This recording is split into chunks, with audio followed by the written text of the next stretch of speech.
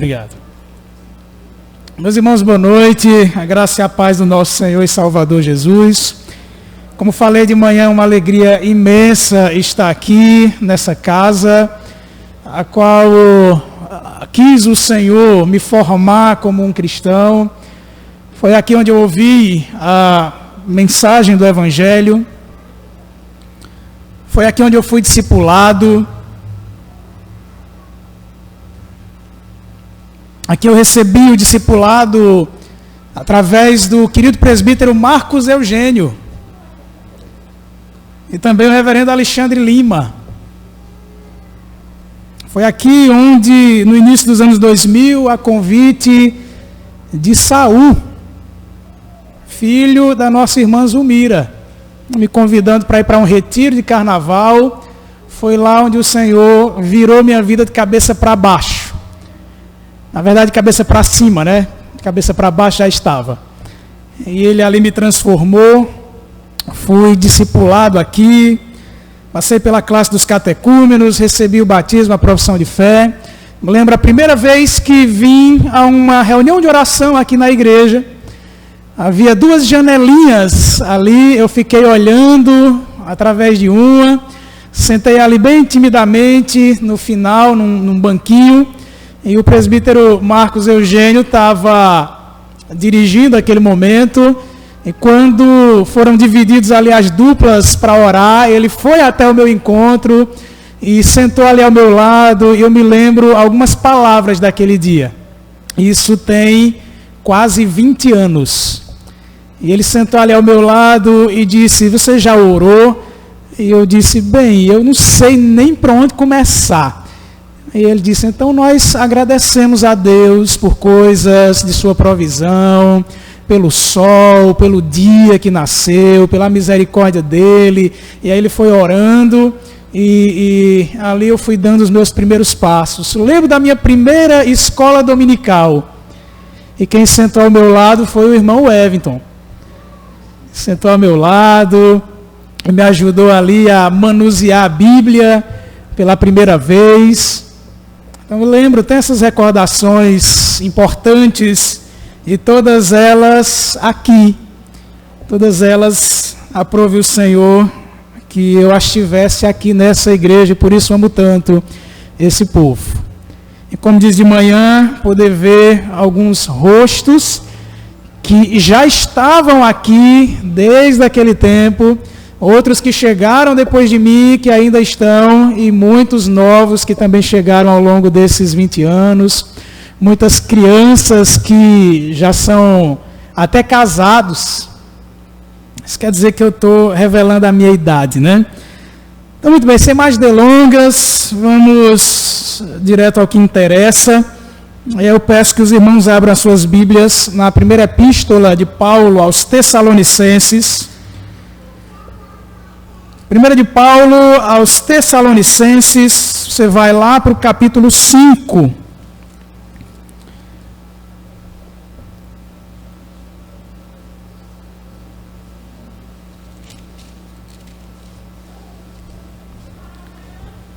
Primeira de Paulo aos Tessalonicenses, capítulo 5.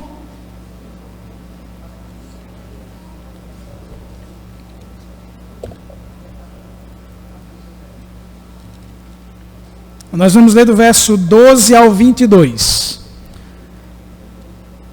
Mais uma vez, primeira epístola de Paulo aos Tessalonicenses, capítulo 5, do versículo 12 ao 22.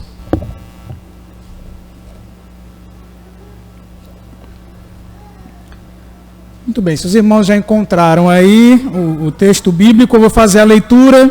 Os irmãos acompanham aí nas suas Bíblias silenciosamente. Diz assim a palavra do Senhor. Agora vos rogamos, irmãos, que acateis com apreço os que trabalham entre vós e os que vos presidem no Senhor e vos admoestam, e que os tenhais com amor em máxima consideração por causa do trabalho que realizam. Vivei em paz uns com os outros. Amo-vos também, irmãos, a que admoesteis os insubmissos, consoleis os desanimados, ampareis os fracos e sejais longânimos para com todos. Evitai que alguém retribua a outrem mal por mal. Pelo contrário, segui sempre o bem entre vós e para com todos. Regozijai-vos sempre, orai sem cessar, em tudo dai graças, porque esta é a vontade de Deus em Cristo Jesus para convosco. Não apagueis o espírito, não desprezeis as profecias. Julgai todas as coisas, retende o que é bom, abstende-vos de toda forma de mal. Amém. Até aí a leitura da palavra do Senhor. Feche seus olhos. Vamos ao Senhor em oração mais uma vez. Pai querido, obrigado, Senhor, pela tua palavra. Que o Senhor fale conosco nessa noite. E nos ajuda, Senhor, a respondermos com obediência à tua palavra, Pai. Transforma nosso coração. Nos faz, Senhor, cada vez mais submissos à tua palavra bendita, cada vez mais conformados com ela. Nos ajuda, Senhor, nos socorre. Nós te imploramos em nome de Jesus. Amém. Meus irmãos, o pastor paraibano Sérgio Queiroz e o teólogo estadunidense Ed Stetzer, eles escreveram um livro. O título desse livro é Igrejas que Transformam o Brasil. Recomendo muito a leitura desse livro, apesar de não ser um livro com muitas pretensões teológicas, mas é um livro que, do ponto de vista sociológico, é muito importante para nós. O livro nada mais é do que o resultado de alguns questionários que foram aplicados em quase 1.500 igrejas espalhadas no Brasil todo. E esses questionários tinham algumas etapas, e o propósito deles era saber como era que estava a saúde teológica, a saúde litúrgica da igreja em termos gerais no nosso país. E há um dado muito interessante publicado nesse livro, nesse questionário. Por exemplo, se uma igreja ela estivesse respondendo o primeiro questionário e aquela liderança, ela marcasse ou respondesse o questionário dizendo, por exemplo, que a Bíblia não é inerrante, essa igreja ela já não passava para a próxima etapa. Ela já era considerada uma igreja não saudável.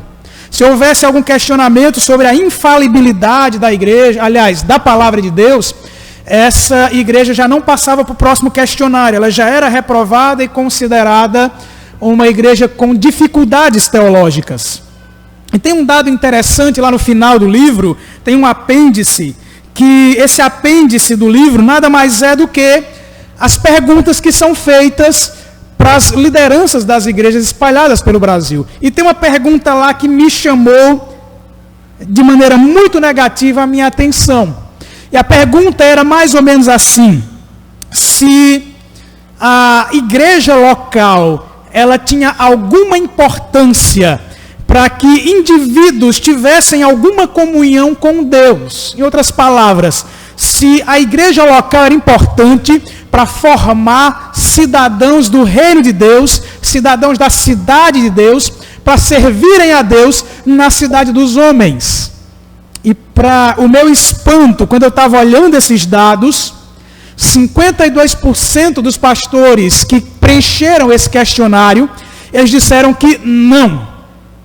A igreja local não tem lugar na relação entre o adorador, o indivíduo e o seu relacionamento com Deus. Não há espaço para a igreja do Senhor nesse processo. E analisando esse texto, observando o alento que esse texto nos traz, mostrando a importância da igreja nessa formação cristã, como eu relatei para vocês, como que essa igreja local foi importante na minha formação como cristão, nós encontramos alento para os nossos corações, para que nós não sucumbamos, não permitamos que respostas como a desses pastores, de não reconhecer o papel da igreja, a importância da igreja local, na nossa formação, isso não entre em nosso coração, isso não nos afete em nenhuma possibilidade. E pensando nisso, analisando esse texto, nós podemos analisar o primordial contexto que está por trás de tudo que está relatado aqui, que nós acabamos de ler, porque essa carta foi escrita por volta do ano 50 depois de Cristo. Isso quer dizer que se Jesus morreu na década de 30, tinha muito pouco tempo que o Senhor foi morto, ressuscitou, esteve um pouco mais com seus discípulos e ascendeu aos céus. Isso quer dizer que os relatos que nós temos aqui na primeira carta aos Tessalonicenses é muito próximo e muito rico das dificuldades, das informações sobre as dificuldades que uma igreja local enfrentava logo no seu nascedouro, no seu princípio, logo ali na vida eclesiástica, sem o Senhor Jesus, uma vez que ele já tinha ascendido aos céus. Quais eram as inquietações dessa igreja, quais eram suas dúvidas, quais eram seus temores, quais eram seus problemas. E essa carta tem o seu contexto maior lá no capítulo 15 dos Atos dos Apóstolos, no final do capítulo 15, no contexto da segunda viagem missionária de Paulo e de outros colaboradores, quando ele rompe ali com Barnabé, e ele escolhe Silas, e eles partem rumo à Macedônia para plantar igrejas ali, para pregar o evangelho naquela região. E ele, juntamente com Silas, começa esse empreendimento missionário, evangelístico, de plantar a igreja do Senhor Jesus a partir da pregação do evangelho. E eles partem para Filipos, e é ali o ponto inicial desse trabalho missionário.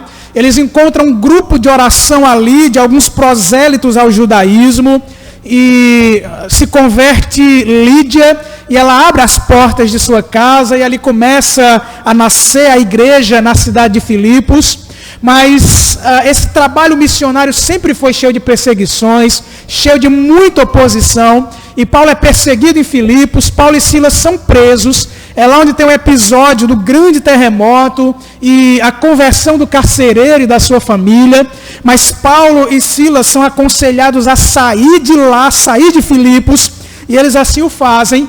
E numa marcha, numa estrada construída pelos romanos, chamada Via Inácia, de 160 quilômetros, eles atravessam a pé, chegam então na cidade de Tessalônica, que era a cidade mais expressiva daquela região, era a capital romana na Macedônia. Quando Paulo chega na cidade de Tessalônica, ele encontra uma cidade de cultura predominantemente helenista, ou seja, de cultura grega, mas era uma cidade que também estava sob os auspícios do Império Romano, então tinha a cultura romana ali, diluída entre a cultura grega, mas Tessalônica era também, por ser um grande centro, uma cidade comercial, e isso atraía muitos judeus. E como sempre que os judeus chegavam numa cidade, eles fundavam logo uma sinagoga. E esse era o contexto perfeito para o apóstolo Paulo, que sempre que ele chegava numa cidade que tinha uma sinagoga, ele ia ali aos sábados e expor o Antigo Testamento e mostrar como que o Antigo Testamento encontra seu suprimento em Cristo Jesus. E ele assim fazia, pregava o evangelho lá na cidade de Tessalônica. Alguns judeus se converteram, alguns gentios. Lucas, no livro dos Atos, vai narrar que Paulo pregou na sinagoga por apenas 3 semanas, ou seja, 3 sábados, um período muito curto de trabalho missionário ali naquela cidade. Talvez ele não tenha passado só 3 semanas, talvez tenha passado 1 mês, no máximo 2 meses. Então isso não foi o suficiente para ele deixar uma igreja ali com uma liderança bem formada, com a doutrina apostólica bem aprofundada no coração daquela igreja. Paulo é perseguido ali também. Alguns judeus da sinagoga que não se converteram empreenderam perseguição contra Paulo. Paulo sai de lá e vai para a cidade de Bereia. Ali ele também prega o evangelho, e tem algo muito interessante nos dados que Lucas vai nos informar. Quando eles pregam o evangelho em Bereia, também numa sinagoga, Lucas vai dizer que os bereanos eram mais nobres que os tessalonicenses, porque acolheram a palavra com muito mais expressividade do que os de Tessalônica. A perseguição foi tão grande em Tessalônica, que quando os tessalonicenses, judeus, souberam que Paulo pregava em Bereia, eles foram até Bereia incitar as outras pessoas de lá contra o apóstolo Paulo. Paulo tem mais uma vez que sair de Bereia, e à medida que ele vai se distanciando da igreja de Tessalônica, vai aumentando as suas preocupações. Era uma igreja muito nova. Imagine quando não havia nenhum tipo de trabalho evangelístico aqui, protestante. De repente chegam os primeiros missionários, e todo o tempo que ele tem são 3 semanas a 1 mês. E eles têm que partir daqui. E deixam novos convertidos, pouco discipulados e uma liderança ainda muito frágil. Então Paulo sai de Tessalônica muito preocupado. E à medida que ele vai se distanciando, ele sai de Bereia e ele vai para Atenas. E quando ele chega em Atenas, sua preocupação é tão grande que, se você ler o capítulo 3 da primeira carta aos Tessalonicenses, volte aí sua Bíblia. Paulo vai dizer assim: pelo que, não podendo suportar mais o cuidado por vós, ou seja, as preocupações que ele tinha com aquela igreja, pareceu-nos bem ficar sozinhos em Atenas e enviarmos o nosso irmão Timóteo, ministro de Deus no Evangelho de Cristo, para, em benefício da vossa fé, confirmar-vos e exortar-vos, a fim de que ninguém se inquiete com estas tribulações. Então foi uma igreja que, pela experiência do próprio apóstolo Paulo, foi perseguido ali.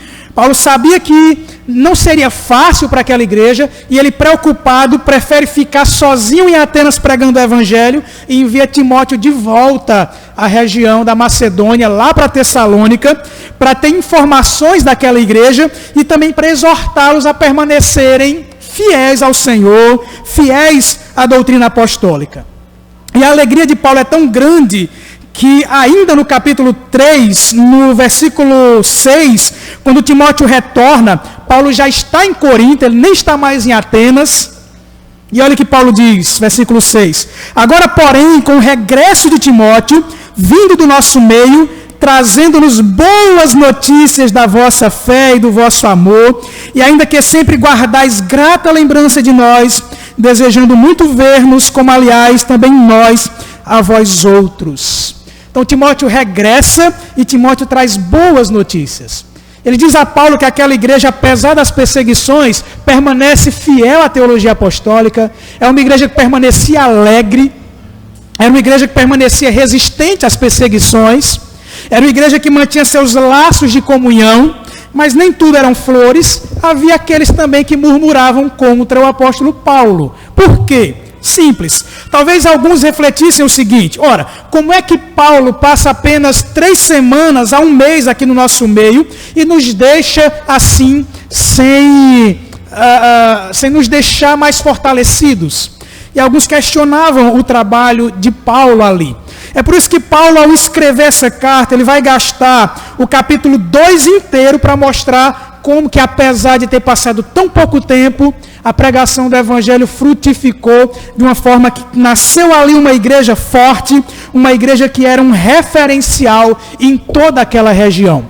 Tamanha a obra do Espírito Santo naquela cidade. Paulo tinha pelo menos 4 propósitos ao escrever essa carta. Primeiro era expressar a alegria que ele tinha por aquela igreja ter se mantido fiel à doutrina apostólica. Sua alegria em poder esclarecer questões doutrinárias sérias, como, por exemplo, questões escatológicas. Ele escreve também para responder a alguns murmúrios que se levantaram contra ele. E ele escreve também para dar diretrizes àquela liderança tão jovem, para que ela pudesse dar continuidade ao seu trabalho ali. E ele conclui, então, nesse capítulo 5, fazendo uma aplicação de todo o desenvolvimento teológico que ele tratou em toda aquela carta. Então, o capítulo 5 é muito prático, e por isso muito importante para nós. E Paulo vai dar diretrizes, recomendações em 3 dimensões ali: liderança, membresia e culto. É sobre esses 3 pontos que nós queremos falar nessa noite. Então eu levanto o nosso tema. O nosso tema é recomendações apostólicas à Igreja de Cristo. E essas recomendações estão em 3 dimensões: liderança, membresia e culto. Então, primeira delas, recomendações a respeito da liderança. Leia aí os versículos 12 e 13 silenciosamente na sua Bíblia. Eu vou ler aqui. Diz assim o apóstolo: agora vos rogamos, irmãos, que acateis com apreço os que trabalham entre vós e os que vos presidem no Senhor e vos admoestam, e que os tenhais com amor em máxima consideração por causa do trabalho que realizam.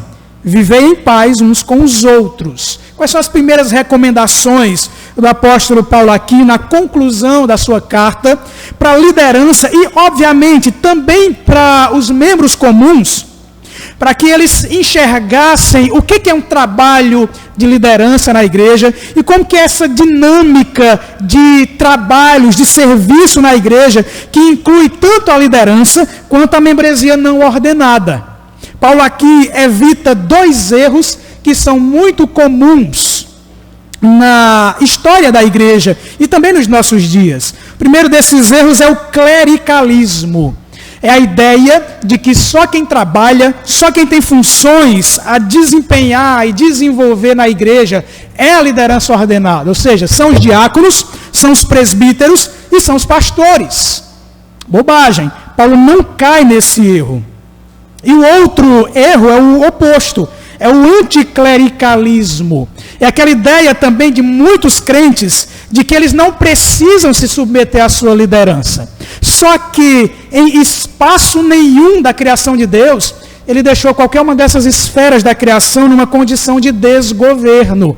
Tem governo na família, tem governo no Estado, tem governo na empresa, tem governo em qualquer setor, em qualquer área, em qualquer esfera da criação de Deus, tem governo também na igreja. Essa liderança tem o seu papel, assim como também a membresia não ordenada. Nós somos herdeiros da reforma e defendemos um princípio da reforma que é a do sacerdócio universal de todos os crentes, mas nós não defendemos o presbiterato universal de todos os crentes.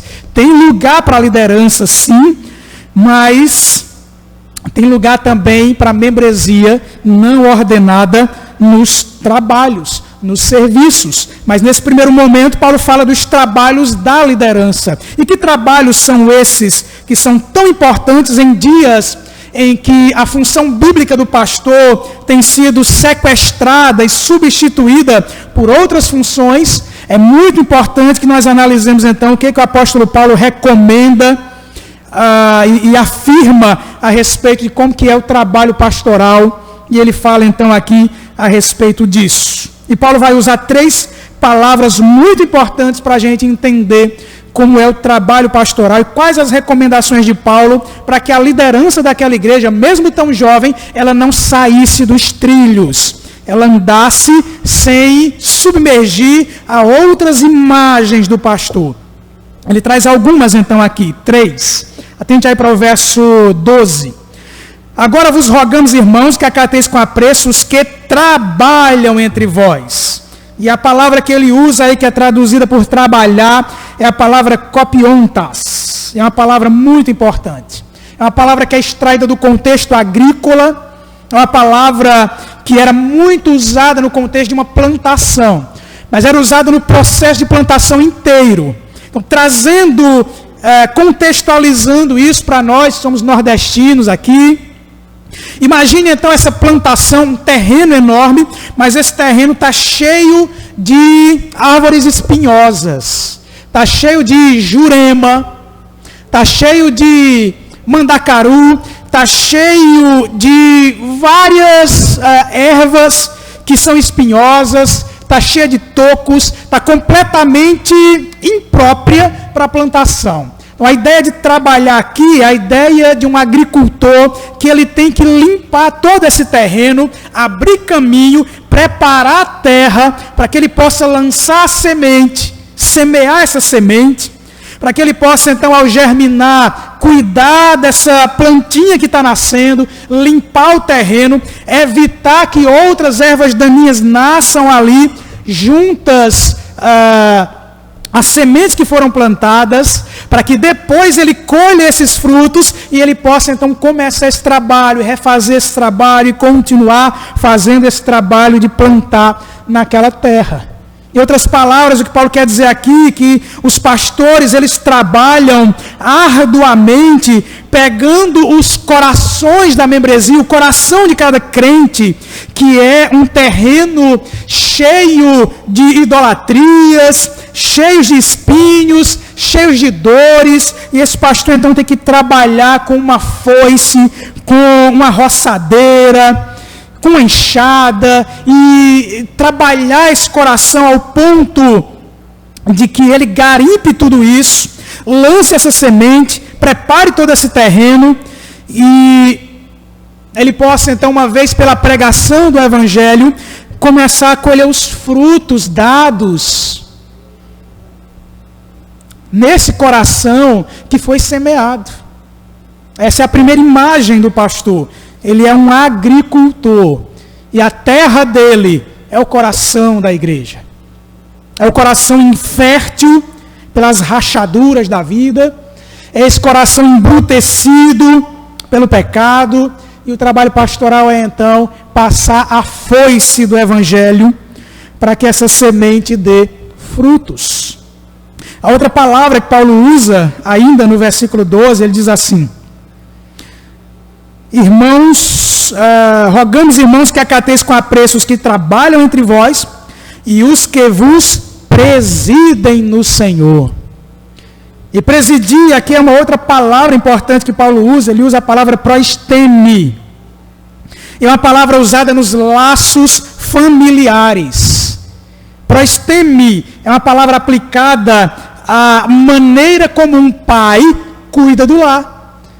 O trabalho pastoral não consiste apenas na figura do agricultor, do plantador, do cuidador da terra, do coração da igreja, mas ele é também aquele que preside a igreja, não como um déspota, não de maneira ríspida, não de maneira seca, mas como um pai que cuida dos seus filhos, como um pai que protege o seu lar de maneira carinhosa, como um pai que toma seu filhinho, quando ele começa a dar os seus primeiros passos, toma ele ali pela mão e vai caminhando com ele para que ele não caia.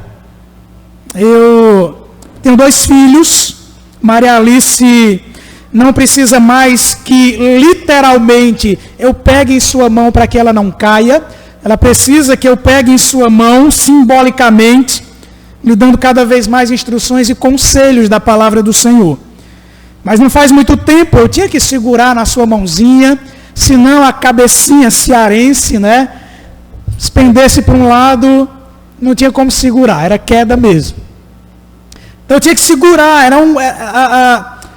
era essa figura do pai que segura a mão de seus filhinhos ali. Então, o pastor é aquele também que olha para a igreja como um pai olha e cuida de filhos, que às vezes é necessário colocar no braço, às vezes é necessário tomar pela mão, às vezes é necessário puxar o seu bracinho para que ele não tombe, para que ele não bata sua cabecinha contra a parede, contra os móveis da casa. O que Paulo quer dizer aqui é que os pastores não só são agricultores na lida com o terreno grosso do seu coração, mas o pastor também lida com você como um filho que precisa ser cuidado, que precisa ser aconselhado, que precisa ser sempre orientado. E a terceira imagem que Paulo usa, ele vai continuar, ele diz assim: e vos admoestam. Ele usa uma outra palavra muito importante aí, ele usa a palavra nouteteu. Quando a gente estuda teologia pastoral, por exemplo, isso aqui é a base para o aconselhamento cristão, para o aconselhamento bíblico. Nouteteu é confrontação do pecado. O pastor não é apenas um pai que dá conselhos, ele é um pai também que confronta os pecados desses filhos. Passa o comportamento e os pensamentos desses filhos, a que ele paternalmente abraça, sobre o crivo da Escritura. E se esse comportamento, esses pensamentos não passam pelo crivo da Escritura, o aconselhamento confrontador, ou noutético, ele tem esse elemento negativo da confrontação. Para que venha então o elemento positivo. Depois da confrontação, a aplicação do Evangelho para sarar esse mau comportamento e esses maus pensamentos. Então essas são as três figuras do trabalho pastoral que o apóstolo Paulo traz aqui para aquela liderança. Vocês trabalham como agricultores nessa plantação árdua, trabalham de sol a sol, presidem paternalmente, cuidando, abraçando esses filhos, mas também quando eles caem, quando eles tropeçam, quando eles têm pensamentos que vão em oposição à palavra de Deus, eles precisam ser confrontados biblicamente, para que posteriormente o bálsamo do Evangelho seja aplicado e esse irmão em Cristo, esse filho, nesse relacionamento, pastor e ovelha, esse filho, essa ovelha, adote então um comportamento digno do Evangelho. Então esses pastores que eles trabalham, presidem e admoestam dessa maneira bíblica, eles devem então ser recebidos com todo apreço pela igreja. Essa é a ordem do apóstolo Paulo. Essa é a relação. Um pastor ou uma liderança que ela trabalha como agricultor, preside como um pai e admoesta como um conselheiro que confronta o pecado, ele deve ser então acolhido na mais alta estima pela igreja. É uma vez que o pastor exerce muito bem a sua função, a igreja então é alimentada pelos bons pastos do Evangelho, ela aprende a não terceirizar suas responsabilidades e ela passa então a servir com qualidade. Mas se a gente pensa que o apóstolo Paulo só tem conselhos aqui, recomendações que dizem respeito à liderança da igreja, muito pelo contrário, Paulo também encontra muito espaço aqui para falar das responsabilidades da membresia. E quem pensa que as responsabilidades da membresia são responsabilidades inferiores, bobagem também. Admoestar insubmissos, consolar desanimados, amparar fracos, ser longânimo para com todos, são atividades muito importantes na igreja do Senhor. Então, em segundo lugar, existem também as recomendações à membresia. Olha aí para a sua Bíblia de novo. Vai para os capítulos 14 e 15.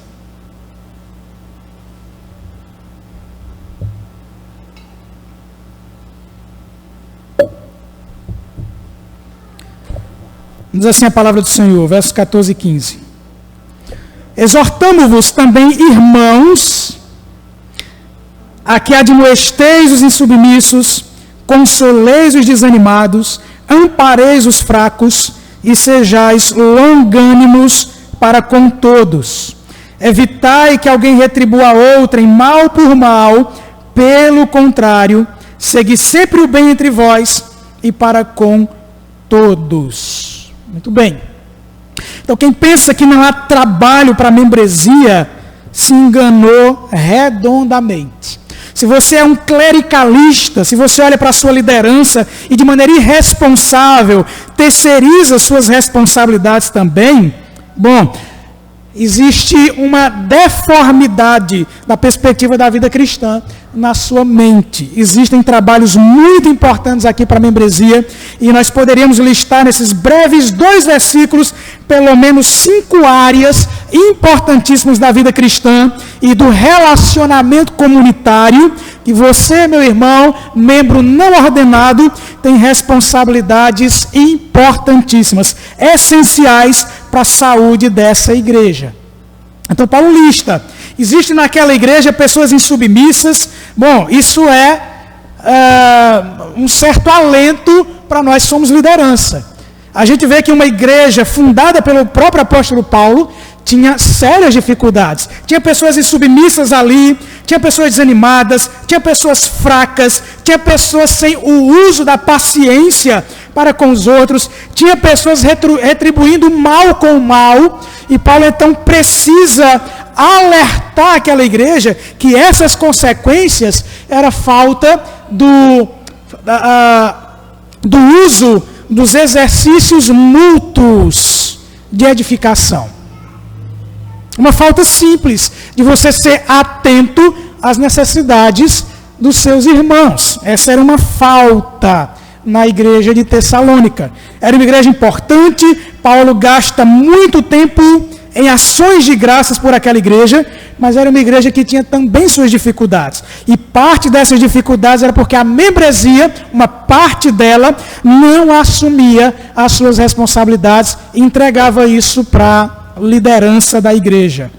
E quando Paulo fala de admoestar insubmissos, consolar desanimados, amparar os fracos, ser paciente, não retribuir o mal com o mal, se nós não olharmos o todo dessa carta, nós vamos ser embalados a tomar atitudes que não correspondem verdadeiramente com aquilo que Paulo quer aqui. A gente pode achar que admoestar insubmissos nós podemos fazer de qualquer maneira, mas não somos chamados a isso. Podemos pensar que consolar desanimados é informar a essas pessoas desanimadas, qualquer coisa. Esse não é o propósito de Paulo. É preciso entender que essa carta é uma carta profundamente teológica.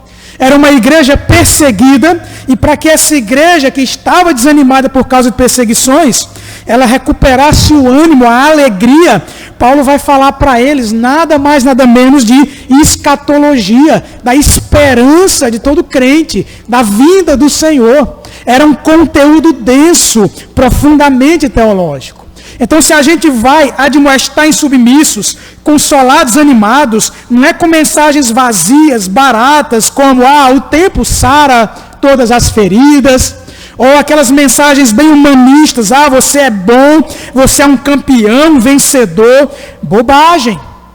A maneira de nós admoestarmos insubmissos, consolarmos desanimados, amparar fracos, é com o conteúdo denso, rico, cheio da Escritura Sagrada.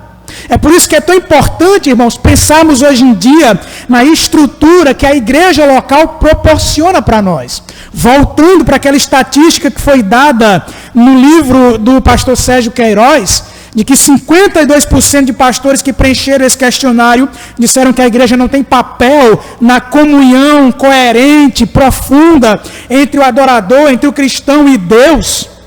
Nós discordamos completamente, porque é dentro dessa estrutura, como por exemplo, os espaços de ensino que as igrejas locais nos proporcionam, escolas dominicais, reuniões para estudarmos os nossos símbolos de fé, estudos aprofundados da Escritura Sagrada, exposições da Palavra de Deus, sequenciais, livro por livro, conteúdo inteiro, para que nós sejamos aprimorados, e só assim nós vamos então poder cumprir o nosso papel, admoestar insubmissos com a Palavra de Deus, consolar desanimados com o conteúdo da esperança do Senhor, da esperança escatológica, da grandeza de Jesus, sua cristologia, da ação do Espírito Santo, conduzindo dons, produzindo na vida dos crentes talentos para que sejam usados para o serviço mútuo, para a edificação comunitária.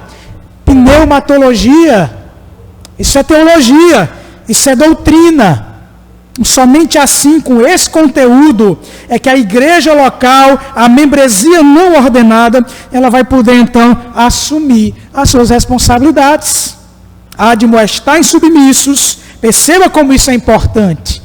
Corações rebeldes dentro da igreja, sendo então exortados membro a membro, membro por membro, entre membro e membro.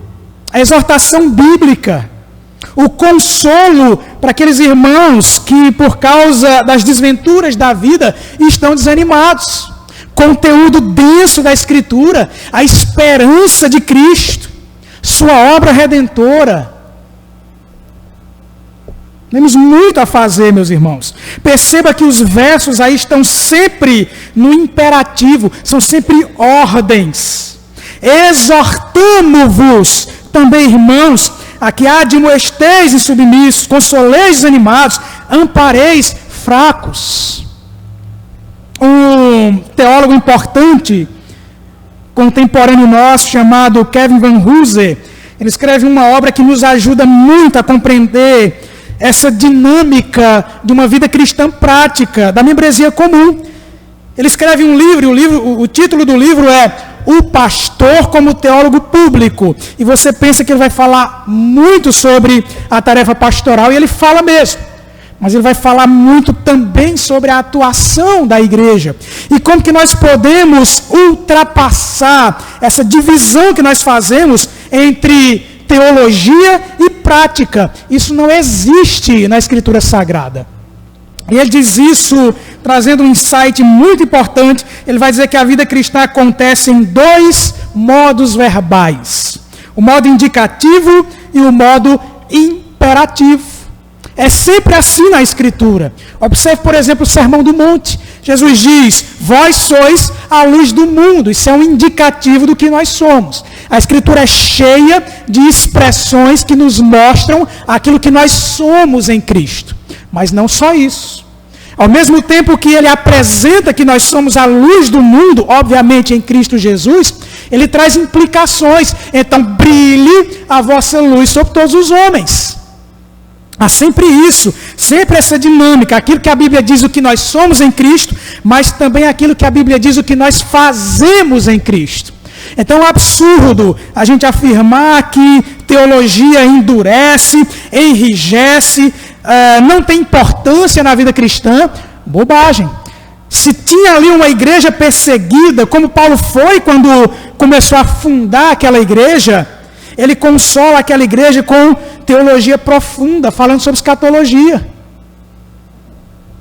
Doutrina densa da palavra de Deus, para estimular a esperança no coração daqueles crentes, para que eles estimulassem a esperança no coração dos outros desanimados.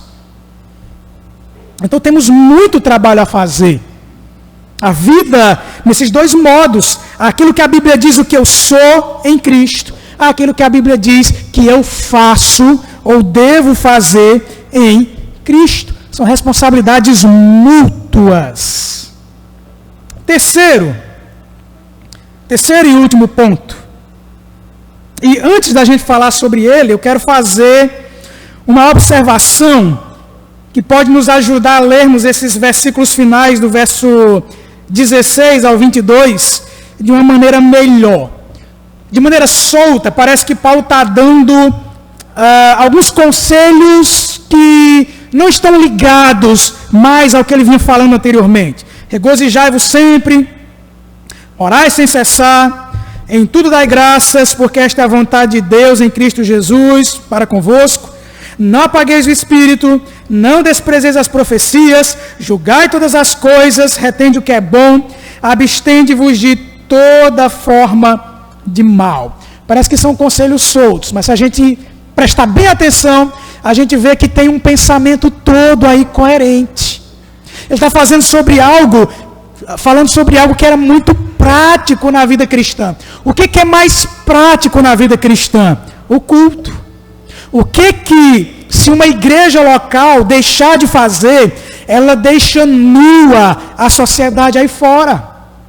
Porque qualquer outra instituição, ela pode fazer uma diversidade de coisas, mas somente a igreja local é a comunidade de culto, é a comunidade de adoradores. Ora, se Paulo quer estimular esses crentes a que eles estreitassem os laços da comunhão, para que eles, nessa relação de uma comunhão estreita, eles cuidem uns dos outros, eles se edifiquem mutuamente, que lugar é mais apropriado para que eles se encontrem, para que eles conversem, para que eles aprendam, para que eles se encorajem mutuamente, se estimulem mutuamente, senão o culto.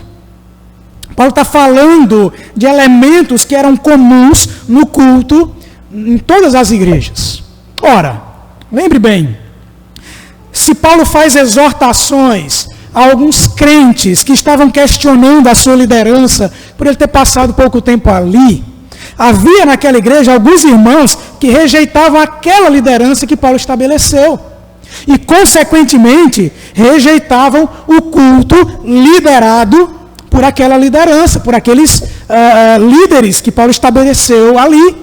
Então tinha crentes abandonando o que Paulo vai chamar aqui de apagar o espírito, desprezar as profecias, e com isso, consequentemente, a alegria se esvaziava, a oração era cessada e a gratidão não era exercida. Paulo está falando aqui de dois elementos muito comuns no culto: as ações de graças e a edificação. A alegria, a oração e a gratidão. E depois, nos versos 19 ao 22, a pregação da profecia bíblica, ou seja, a pregação da palavra de Deus. Então vamos aos detalhes do que Paulo faz aqui. Recomendações também quanto ao culto. Primeiro, ações de graças. O que é que deveria desembocar todas essas instruções aqui? Em comunhão e uma adoração aprazível. Uma adoração, um culto que fosse edificante para a igreja e que estimulasse essa igreja às práticas de edificação mútua, que estimulassem os relacionamentos, que estimulassem os cuidados de uns para com os outros, que estimulasse a compreensão da doutrina bíblica e, com isso, aqueles crentes pudessem ter conteúdo para o exercício de suas responsabilidades. Dentre elas estava o quê? As ações de graças, o regozijar-se sempre. Algo esquecido por alguns crentes daquela igreja. O encontrar a alegria na comunidade eclesiástica, na comunidade cultica, na adoração ao Senhor. Muitos estavam esquecendo de orar. Uma prática que deveria ser estimulada no culto e que deveria se estender para o dia a dia comum daqueles crentes. Deveriam orar uns pelos outros no culto, no momento litúrgico, mas que também deveriam procurar uns aos outros para orarem juntos. Deveriam também buscar a gratidão. Ora, qual era a ingratidão de alguns crentes aqui? Era ingratidão contra o apóstolo Paulo. Ora, poderia ter sido melhor se Paulo tivesse passado 1 ano e meio com aqueles crentes como ele passou lá em Corinto? Não sabemos, mas talvez pudesse. Ele passou 3 semanas, se muito 1 mês, entre aqueles crentes. E eles murmuravam contra Paulo por isso. E Paulo então os estimula: ora, encham seus corações de gratidão, porque o meu tempo aí foi muito frutífero. Talvez até mais frutífero do que aquele tempo de 1 ano e meio que ele passa lá em Corinto. Paulo passa 1 ano e meio em Corinto. E nunca teve uma igreja mais complicada do que a igreja de Corinto. Paulo escreveu pelo menos 4 cartas para aquela igreja. 2 nós temos preservadas no cânon bíblico. Ele menciona uma na primeira epístola e menciona outra na segunda epístola, que eram cartas diferentes. 4 cartas. Um líder da igreja, posteriormente, Clemente de Roma, vai escrever também mais 2 epístolas para a igreja de Corinto, para tratar as mesmas questões morais que Paulo tenta tratar lá naquela igreja. E nós não temos Paulo aqui tratando de questões morais na igreja de Tessalônica. Era uma igreja cristã, de fato.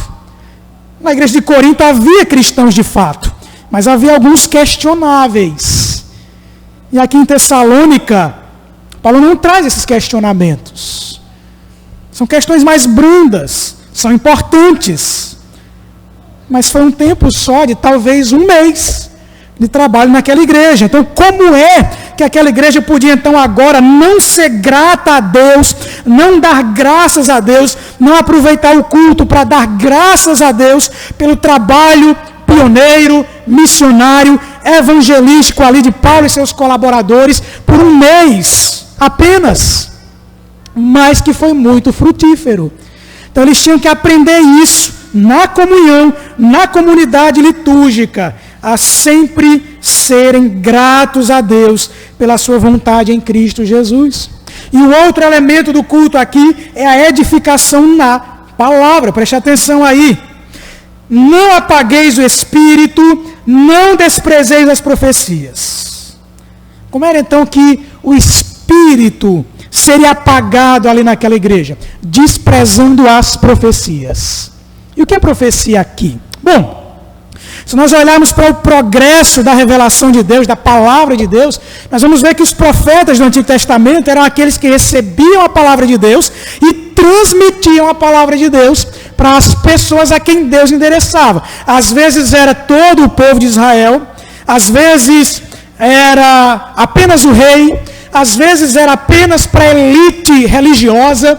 Mas enfim, o papel do profeta nada mais era do que receber a palavra de Deus e transmitir com fidelidade essa palavra. Então o que era distintivo da ação do Espírito Santo na vida da igreja era que a palavra profeticamente fosse pregada no meio da igreja.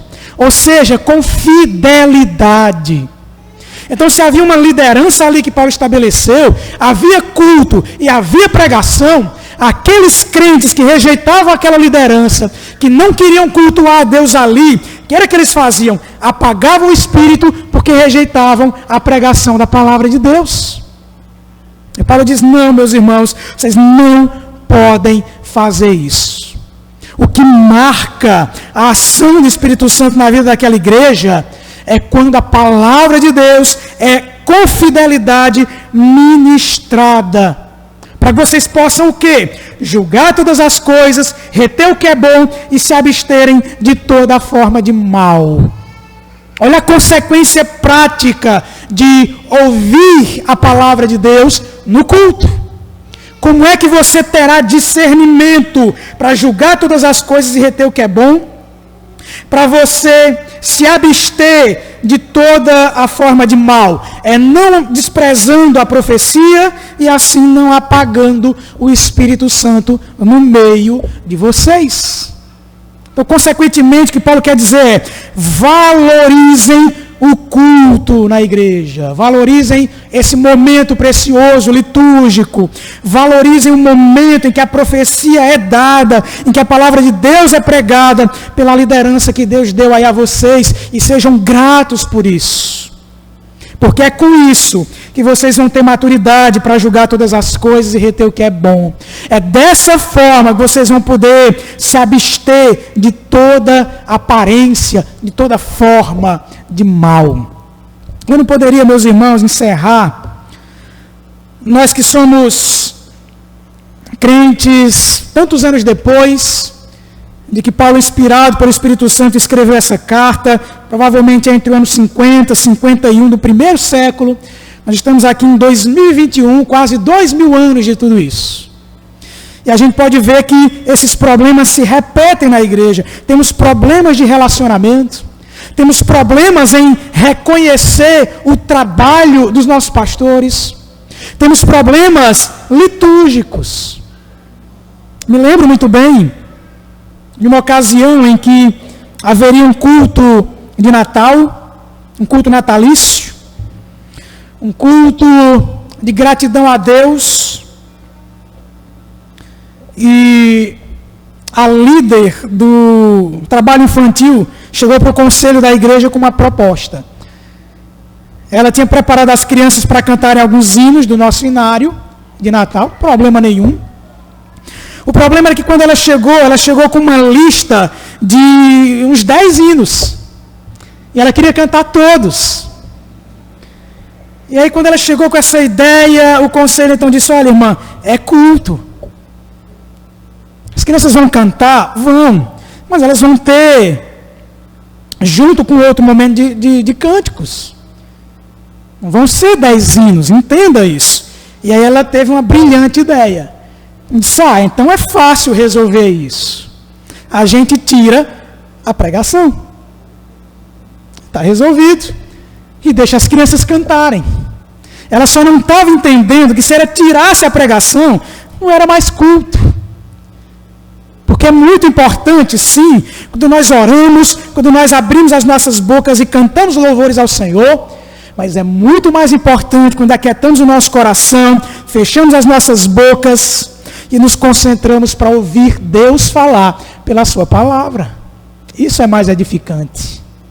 Muito bem. Que aplicações nós podemos trazer de tudo isso que foi falado para nós, crentes do século 21, 2021, passando por uma pandemia? Vamos lá. Primeira dessas aplicações: mantenha a estima por seus pastores e líderes. Mantenha. Se eles fazem isso, se eles trabalham como agricultores, no seu coração espinhoso, com a enxada do Evangelho, se eles fazem isso, se eles presidem como pais amorosos, e até mesmo quando eles confrontam os seus maus comportamentos, sejam gratos a Deus e mantenham seus líderes em alta estima. Segunda, ajudem seus pastores reconhecendo o trabalho duro que eles fazem e não colocando pesos indevidos sobre seus ombros. Deixa eu dizer uma coisa para você. Quantos livros tem na sua Bíblia? Se você disser 66, você acertou. Seu pastor tem 66 livros para pregar para você. Você acha pouco? Para lapidar seu coração. Para você seja cada vez mais maduro na sua aparência com Cristo. Você já está achando pouco o trabalho dele? Me deparei uma vez com uma irmã, ela estava questionando o pastor dela, que estava pedindo ao conselho um pastor auxiliar. O trabalho estava muito árduo, muito duro, a igreja grande, e ele não estava conseguindo dar conta da demanda. E ele pediu ao conselho que providenciasse um pastor auxiliar. E aí isso foi comunicado para a igreja, e ela começou a questionar isso. E o que ela me disse foi: ora, o trabalho do meu pastor é ir para a igreja no domingo, falar 40 minutos? E eu disse: é isso que você acha que é o trabalho do seu pastor? E pedi a ela para ler na primeira carta de Paulo aos Colossenses, bem pertinho daí onde você está, e fosse lá para o capítulo 1. E eu disse: minha irmã, leia isso na sua Bíblia, por favor. Nós vamos ler do versículo 24 ao 29, mas o contexto aqui é Paulo falando qual era o trabalho dele como plantador de igreja e pastor de igrejas. E eu vou então chegar aqui no finalzinho, quando Paulo diz assim no verso 27. Aos quais Deus quis dar a conhecer qual seja a riqueza da glória deste mistério entre os gentios, isto é, Cristo em vós, a esperança da glória, o qual nós anunciamos ao trabalho pastoral, advertindo a todo homem e ensinando a todo homem em toda sabedoria, a fim de que apresentemos todo homem perfeito em Cristo. Eu perguntei para ela: minha irmã, quanto você está parecida com Cristo? E ela disse: eita, pastor. Aí eu disse: então o seu pastor tem um trabalho imenso com você, de pregação do Evangelho, cotidianamente, para que você seja lapidada pelo Evangelho. Agora, tem quantos crentes na sua igreja? Ela disse: pastor, tem uns 400. Eu disse: seu pastor precisa de um pastor auxiliar, e ainda é pouco. Então, se os pastores já têm esse peso tão grande de pegar você, seu coraçãozinho, e lapidá-lo pelo Evangelho, até que você seja cada vez mais parecido com Cristo, e esse é um trabalho para mais de uma vida, não coloque mais peso sobre ele. Eu vou citar um exemplo do que queriam alguns crentes que eu fizesse. Por exemplo, cheguei depois de um culto festivo, 10 horas da noite em casa, morrendo de fome. Tinha passado o dia todo organizando coisas. Minha esposa estava em Fortaleza. O pai dela tinha se acidentado. Eu não pude ir. Tinha essa programação já agendada há meses. e ela foi ajudar, junto com os outros irmãos, a cuidar do pai que tinha se acidentado, atropelado por uma moto. E eu estava sozinho, e cheguei em casa, 10 horas da noite, passei numa hamburgueria, comprei um sanduíche. Quando eu cheguei em casa, que mirei a primeira dentada, o telefone toca. E eu não sei porquê. Acho que eu fiquei preocupado, né? Quem é que vai ligar para o pastor 10 horas da noite, depois que ele chega de uma programação exausto? Tem crente que faz isso. E nem é urgência. Mas eu atendi pensando que era. E quando eu atendi, ela disse: pastor, eu fiquei para limpar aqui, a zeladora, e não tem papel higiênico.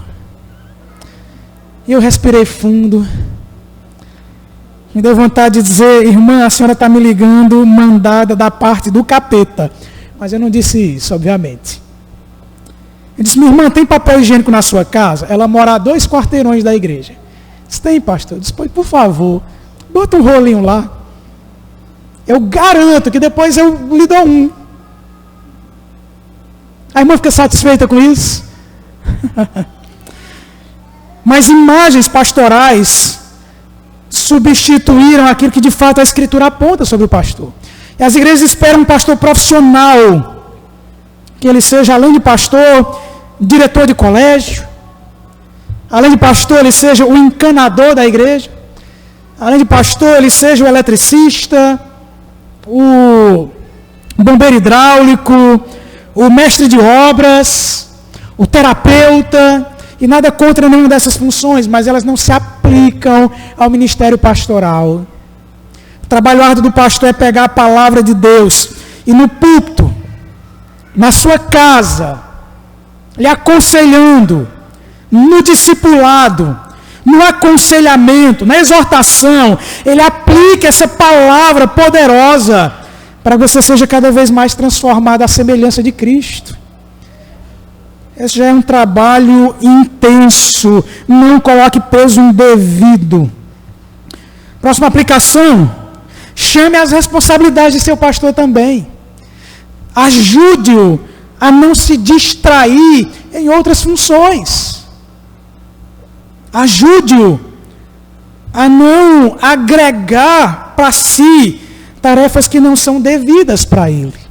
E quando ele estiver aderindo a essa visão, exorte-o. Diga: pastor, eu quero o alimento da palavra. O senhor está batendo muita perna. O sermão de domingo já está preparado. Pastor, quero me alimentar da palavra de Deus. Como é que está o estudo da escola dominical? Que conteúdo vai ser? Pastor, eu preciso de conselho. Pode ir lá na minha casa. E o pastor então vai preparado com a palavra de Deus para ministrar o seu coração. Então não quero que seu pastor gaste tempo indo na sua casa porque você está com saudade do seu pastor, ele não foi tomar o cafezinho lá. Ele tem muito a fazer. Muito a fazer. Me deparei com uma irmã que disse: pastor, estou com uma saudade grande do senhor, tem 15 dias que o senhor não vai lá em casa. Isso é mesmo, tem 15 dias? Por que o senhor não foi lá? A irmã está passando por alguma dificuldade? Não, é só saudade mesmo. Diz: pois é, minha irmã, nesses 15 dias, 2 casais aqui estão à beira do divórcio. A irmã não sabia não? Não sabia não. Então eu tenho muito o que fazer. Muito o que fazer. A irmã sabia que nesses 15 dias tem alguém aqui que descobriu que está com câncer? Eu não sabia. Tem. Então, antes de você olhar egoisticamente para os seus caprichos, entenda, tem irmãos que estão extremamente necessitados de que o seu pastor dedique tempo a eles. Então não coloque mais peso sobre eles, nem permitam que eles agreguem para si outras coisas que não fazem parte de suas responsabilidades. Quarta aplicação, e agora essa é para você: sirva seus irmãos na igreja. Me deparo também, nesses 11 anos de ministério pastoral, com crentes que chegam para mim e dizem: pastor, eu não toco, não canto, não prego, tenho nada para fazer na igreja. Mentira sua. Tem crente que chega e diz: pastor, eu não sei nenhum dom que eu tenho, não posso fazer nada na igreja. Diga: faça esse exercício. Aproveite um momento como esse, um dia de culto, que você está fazendo aqui hoje. Eu não vou pedir para você dar uma voltinha, é para você fazer isso todas as oportunidades que você tiver, mas você pode ver quantos crentes tem aqui junto com você na sua caminhada, que são seus irmãos em Cristo. Cada um deles é uma demanda. Vê a lista que Paulo traz aqui, insubmissos, tem submissos nessa igreja. Desanimados, tem desanimados nessa igreja, tem desamparados, tem irmãos enfraquecidos, tem irmãos impacientes. Então, se você acha que tem, e tem, cada irmão à sua volta é uma demanda para você, é um ministério para você. Então, jamais erga sua voz e diga que você não tem o que fazer na igreja, porque isso é preguiça sua. Porque se você tem irmãos que padecem de problemas, de dores, de dificuldades, de enfermidades, de desânimo, de desencorajamento, a responsabilidade não é só da liderança de cuidar deles. Na igreja nós cuidamos uns dos outros, nessa dinâmica saudável. E não terceirizamos para os nossos pastores profissionais, porque eles não são. O trabalho é seu. Essa desculpa nunca será aceita pelo Senhor. Quinta e última. Zele pelo culto que você presta ao Senhor. Faça isso com alegria e não despreze nenhum elemento do culto. Eu me deparei com um crente uma vez que não era uma questão de uma excepcionalidade, não. Sempre, domingo a domingo, chegava com meia hora de atraso.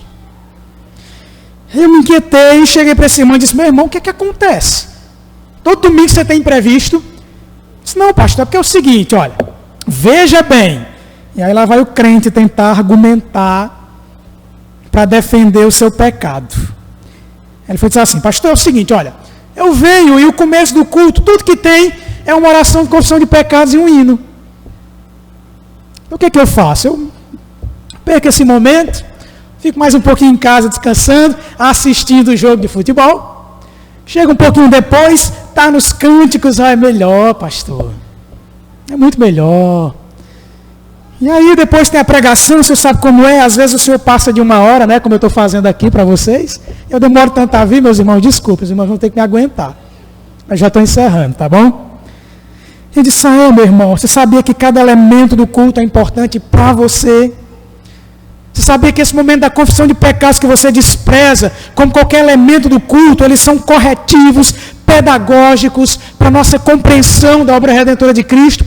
Cada elemento desse aponta para o seu Redentor e você acha que isso não é importante? Porque quando a gente vem confessar os pecados aqui, a gente reconhece que tem um Redentor. E a gente se coloca debaixo do seu poder redentivo. A gente deixa transparecer para todos que estão aqui que nós não temos outros redentores, que o nosso Redentor é somente o nosso Senhor Jesus Cristo. E colocamos diante dele nossas demandas de pecados. Quando você, no momento de cânticos, está cantando louvores ao Senhor, você está cantando louvores que exaltem a obra de Cristo, sua grandeza. E é você quem aprende. É você quem guarda isso, quem memoriza o Evangelho cantado. No momento de ofertar, você está reconhecendo que a maior oferta veio do céu para você. Foi você quem recebeu a maior das ofertas. Foi Deus quem deu seu filho para você. E no momento de aquietar seu coração, calar sua boquinha, prestar atenção atentamente, colocar seus ouvidinhos para trabalhar, para ouvir a palavra do Senhor, é Ele derramando graça para instruir sua vida, para que você seja desafiado a responder com obediência à sua palavra. Você acha que cada um desses elementos não falam com você, não comunicam o Evangelho para você? Ignorância é sua. Então se alegre por poder cultuar a Deus. E não despreze nenhum desses elementos. Eles são importantes para que você seja edificado, desafiado a assumir suas responsabilidades, capacitado, amadurecido, para que você sirva ao Senhor com toda qualidade. Então vamos orar, meus irmãos. Pedir ao Senhor que tenha misericórdia de nós, e que nessa igreja